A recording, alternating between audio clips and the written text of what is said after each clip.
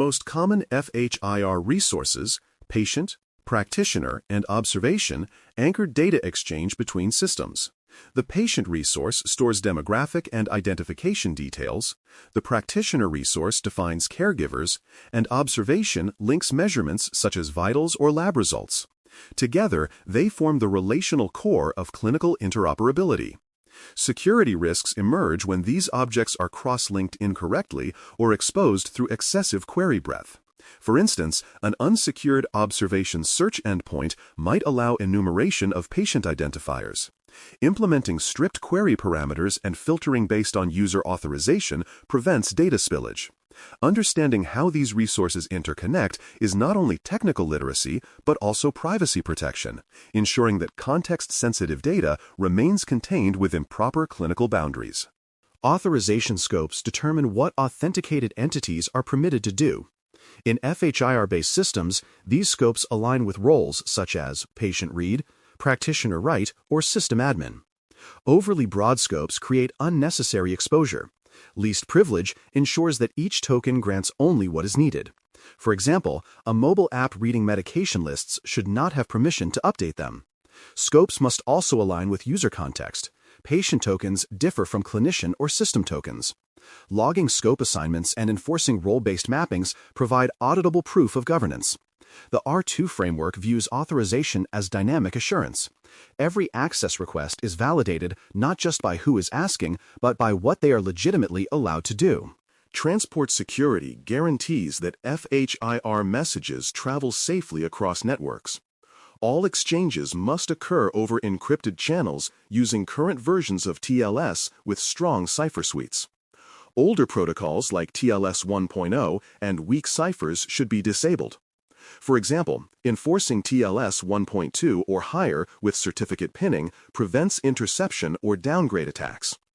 Channel protection extends beyond transmission. Endpoint certificates must be valid, managed, and renewed before expiration.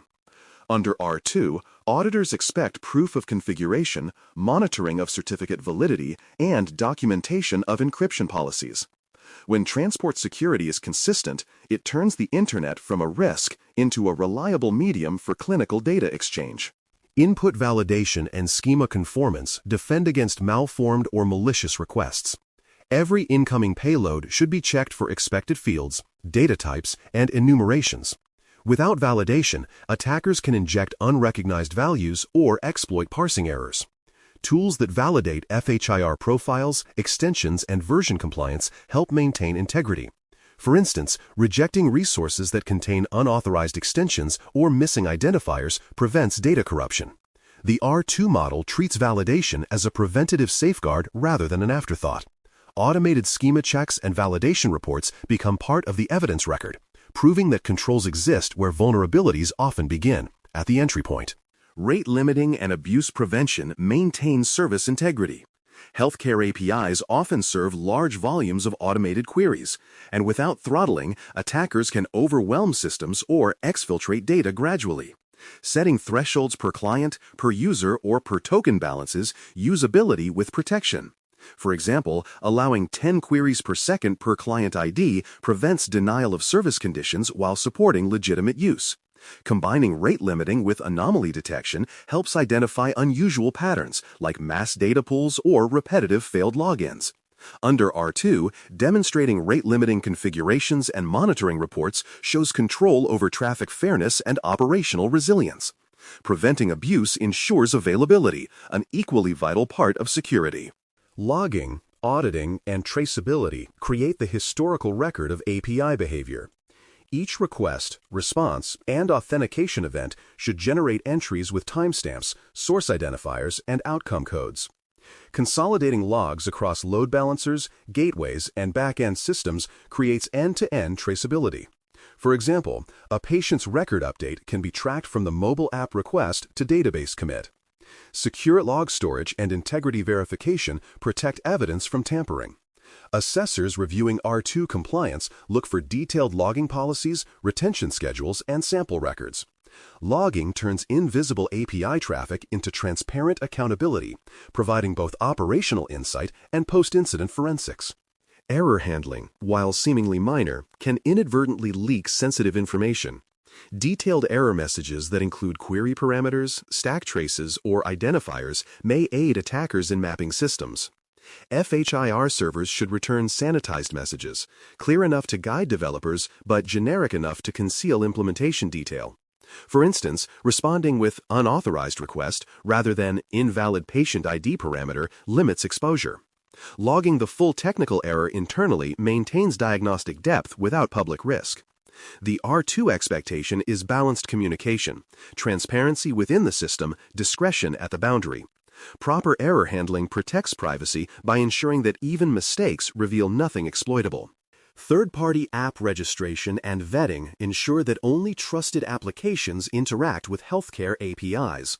In open ecosystems, like patient-facing apps using smart on FHIR protocols, developers must register, undergo verification, and agree to security commitments. Reviewing app identities, verifying callback URLs, and checking code signatures prevent rogue integrations. For example, a hospital granting data access to external apps should require privacy policy disclosure and testing for vulnerabilities before approval. Under R2, evidence of onboarding procedures, approval logs, and periodic revalidation demonstrates responsible stewardship. Vetting third-party apps transforms openness into governed interoperability rather than unchecked access. Evidence expectations for API controls focus on demonstrating technical enforcement and operational verification. Assessors look for configuration exports showing authentication and authorization settings, log samples proving audit coverage, and screenshots of rate limit policies. Documentation must link each control to a tangible artifact, policy, log, or report. For example, showing a valid token configuration file and its expiration schedule evidences lifecycle management. Collecting this proof regularly keeps assurance current rather than retrospective. API environments change rapidly. Evidence discipline ensures that compliance keeps pace with innovation. Secure and interoperable FHIR interfaces depend on aligning design principles with enforceable controls. Each layer, from authentication to error handling, protects not just systems but the trust that enables data sharing in healthcare. The R2 framework provides the scaffolding to make that protection measurable, auditable, and repeatable. FHIR's promise lies in openness. Its success depends on discipline. By combining security with interoperability, organizations ensure that the same standards enabling seamless data exchange also guarantee confidentiality and integrity. In a connected healthcare world, safety and sharing must move forward together, governed by precision and proof.